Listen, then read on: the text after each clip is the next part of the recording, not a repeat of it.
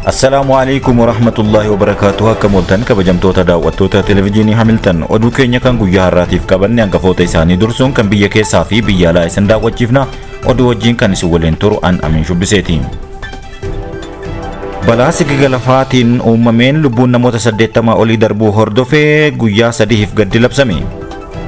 Imbaasii Indooneeziyaa fi Majlisni Itoophiyaa lammiilee harka qalleeyyiif deeggarsa taasisan.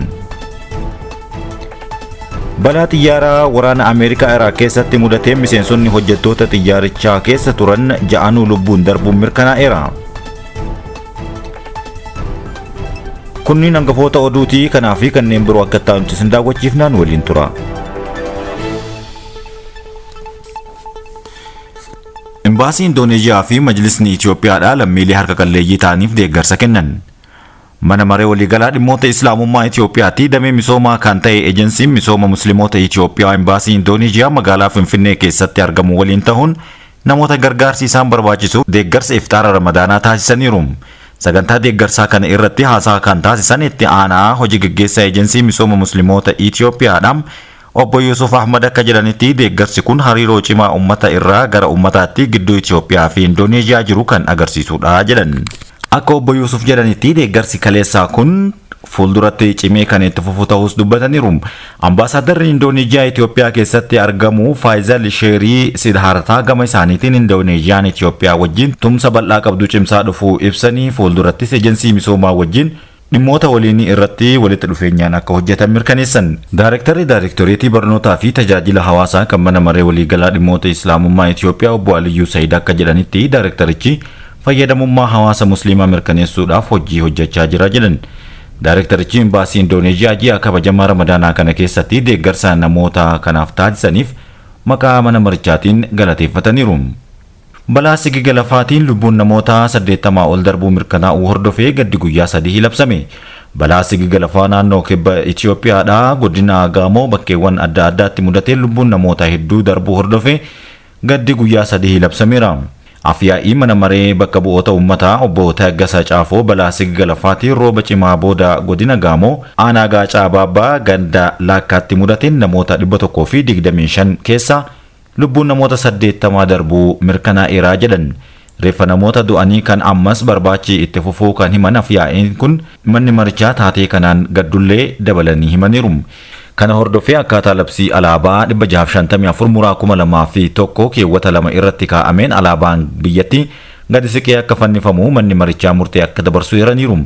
Kanaanis bitootessa 5 bara 2018 akka lakkoofsa Itoophiyaa irraa kaasuudhaan guyyoota 3f guyyaan gaddaa labsamullee ibsaniiru.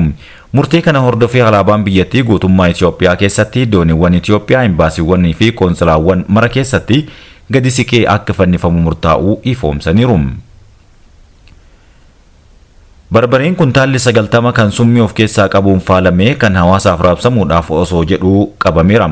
Abbaa taayitaa sirna nyaataa fi qorichaa magaalaa Finfinnee damee kolfee Qaraaniyoo barbareen kuntaalli 90 summii hamaa aflaatoksiinii jedhamuun faalamee osoo hawaasa bira hin gahin to'annoo seeraa jala oolchuu himaniiru. Oomishni kun eeruu hawaasaa irraa argameen kutaa magaalaa kolfee Qaraaniyoo aanaa 7 giddugala gabaa kolfee keessatti kan to'atame ta'uun eerameera. Akka hojii gaggeessituu waajjira damee kanaa aadde Muniraa Nagaash jedhanitti barbareen nyaataaf qophaa'ee raabsaan isaa eegaluudhaaf ture kun gatiin isaa tilmaamaan qarshii Itoophiyaadhaan miiliyoona 8 olitti tilmaamamaa jedhan. Oomishni kun dhaabbata madaallii wal simannaa Itoophiyaatti laaboraatooriin qoratamee summiin kun kan keessatti argamu ta'uun mirkanaa'eera. Summiin kunis osoo kan hawaasa bira gahu ta'ee rakkoolee fayyaa garaagaraa fiduu danda'a jedhameera. Balaa xiyyaaraa waraana Ameerikaa Iraaq keessatti mudateen miseensonni hojjettoota xiyyaaricha keessa turan 6 lubbuun darbuun mirkanaa'e. Balaa xiyyaaraa waraana Ameerikaa dhiha Iraaq keessatti mudateen miseensonni balallii 6 xiyyaaricha keessa turan hundi isaanii lubbuun darbuu humni waraanaa Ameerikaa mirkaneesseera. Xiyyaarri gosa keesii 135 jedhamu boba'aa guutuudhaaf tajaajilu kun guyyaa kamisaa dhiha Iraaq keessatti balali'aa kan ture ta'uun yoom himamu. Akka ibsa qondaaltota waraanaa kanaatti balaan kun xiyyaara biraatiin walitti bu'ee malee humna diinaatiin dhukaasaan raawwatameetii miti jechuudhaan haalee jira. Akka gabaasa The Guardian jedhutti gammoojjii dhiha Iraaq keessatti lafa bal'aa fi bakka hidhattoonni Iraaniin deeggaraman keessa socho'an ta'uu himeera. Naannoon kun yeroo baay'ee akka haleellaan qilleensaa Israa'elii fi Ameerikaa irra deddeebiidhaan irratti raawwatamaa turedhaas jedhaniiru. Balaan kun erga Ameerikaa fi Israa'el Iraan irratti haleellaa eegalanii gurraandhala 21 bara 2028 akka lakkoofsa Itoophiyaa yookaan gurraandhala 28 kaasee xiyyaara Ameerikaan dhabde afraffaa ta'es galmaaheetii kan inni jiru. Jalqaba baatii bitootessaa keessatti xiyyaaronni waraanaa humna qilleensaa Ameerikaa sadii dogoggoraan humna ittisaa qilleensaa Kuweetiin rukutamuudhaan kuffifamuu isaanii kan yaadatamuudha jechuudhaan warri gama Ameerikaa yoo baasu Iraan ammoo kallattiidhaan anatu rukute jechuudhaan gabaasteerti. Xiyyaara hanga ammaatti rukutame afraniyyuu Iraan akka harka keessaa qabduu fi kallattiidhaan waraana Iraaniin akka rukutames kan himantudha. Maayitooba Kaaminii waltajjii Tiwiitaraa irratti mul'achuudhaan sa'aatii muraasa keessatti hordoftoota miiliyoona 1.3 horachuun ijoo dubbii ta'uun himame.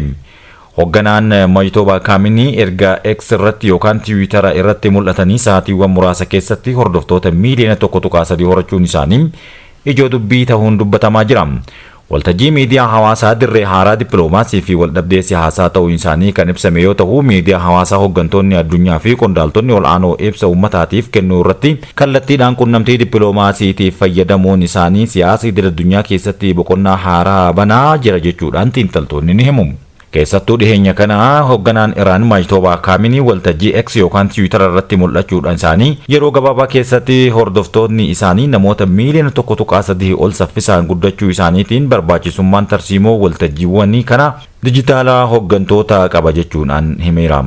Kunis gaazexeessitoonni yookaan qorannoo ministeera dhimma alaa osoo hin barbaachisin hooggantoonni ergaa isaanii kallattiidhaan hawaasa addunyaatiif akka dabarsan taasiseeraas jedhama.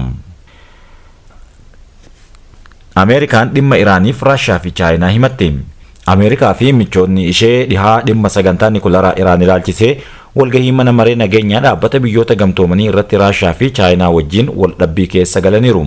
Walgahii mana marichaa guyyaa kaleessaa geggeeffame irratti Washington biyyoonni kunneen lameen Mooskoo fi Beijing Iraan irra harka qabaa jiru jedhan. Kanaanis sagantaan nikulaaraa Iraan irratti qoqqobbii kaa'uudhaaf mana maree nageenyaa UN qoqqoodinsi jabaatee jira jedhamaara.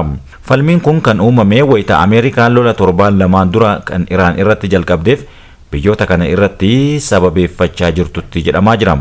Walgahii mana maree nageenyaa UN miseensota 15 qabu kana baatii kanaaf kan dura taa'ummaadhaan dursaa jiru Ameerikaadha.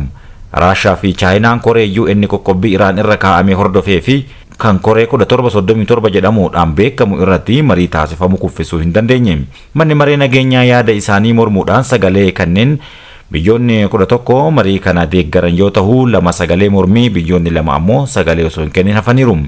Ameerikaan akka jettutti biyyoonni 2 michuu isaanii Iraaniif gaachana tahaa jiru jetti. Dhaabbata biyyoota gamtoomanitti ergamaan Ameerikaa Maayik Weeltiz Raashiyaa fi Chaayinaa Iraan deeggaruuf yookaan Iraaniin irra harka qabaa jiru jedheen ifatti himeera. Biyyoonni miseensota UN hundi uggura meeshaalee waraanaa Iraan kabachiisuu qabu jedhuun kan dubbatan yoo ta'u, kun ammoo gurgurtaa yookaan daddabarsa meeshaalee waraanaa fi teeknooloojii misaa'ilaa biyyoota irraa gara biyyaatti dabarsuu dhoorkuu ta'a jechuudhaan dubbatameera. Akkasumas deeggarsi maallaqaa sagantaa meeshaa waraanaa Iraan waliin wal qabatee jiru dhoorkamuu akka qabus waamicha taasisan. Tarkaanfiin kunneenis kan fudhatameef yaaddoo sagantaa nikulaaraa fi misaa'ilaa Iraan akkasumas deeggarsa gareewwan shororkeessitoota jedhaman deeggaraa jirti jechuudhaan gama warroota dhihaatiin ka'uudhaan dabaleera. Raashiyaa fi Chaayinaan garuu Iraan waliin tumsa ittisaa itti fufuu waan barbaadaniif koree qoqqobbii Iraanirraa qoqqobbii akka hin keenyeef ugguruu barbaadu jechuun Ameerikaan qeeqa keetteerti. Weeltiz itti dabaluudhaan akka jedhanitti dhaabbanni nikulaaraa to'atu kan dhaabbata biyyoota gamtoomanii eejensii anniisaa atoomikii idil addunyaa qorannoo isaatiin Iraan yuuraaniyeemii hanga 60% akka gabbiste ibsuu yaadachiisaniiru. Raashiyaan himannaa kana cimsitee kan mormite yoo ta'u, UN'tti ambaasaaddarri Raashiyaa akka jedhanitti Ameerikaa fi michoonni ishee sagantaa nikulaaraa Iraan irratti sodaa uumutti jiru jechuun dubbatan. Sodaan kun tarkaanfii waraanaa Iraan irratti fudhachuuf sababa ta'uu fi waldhabdeen baha giddugaleessaa keessatti uumamu dabaluudhaaf fayyadaa jira jedhan. Chaayinaanis gama isheetiin Ameerikaan cimsitee kan qeeqte yoo ta'u, UN'tti bakka bu'aan Chaayinaa rakkoo nikulaaraa Iraan mudateef Ameerikaan itti gaafatamummaa qabdi jechuun gara Ameerikaatti quba deebisaniiru. Mariin dhimma kana irratti waliigaltee uumuu danda'u osoo geggeeffamuu jiru, Washington humna Iraan irratti haleellaa banuu ishee tattaaffii dippiloomaasii miidheeraa jedhan. Iraan gama isheetiin deebii kan kennite yoo ta'u, UN'tti ambaasaaddarri Iraan Amir Said Iraavaanii sagantaa nikulaaraa Iraan kaayyoo nagahaa qofaaf tahaa jedhan. Kabajamtoota fi jaalatamtoota hordoftoota keenya, oduun keenya kan guyyaa har'aatiif qabannee kan hanga ammaatti daawwattanidha. Sagantaaleen televezyiinii Hamilton kan biroo itti fufu daawwadhaa.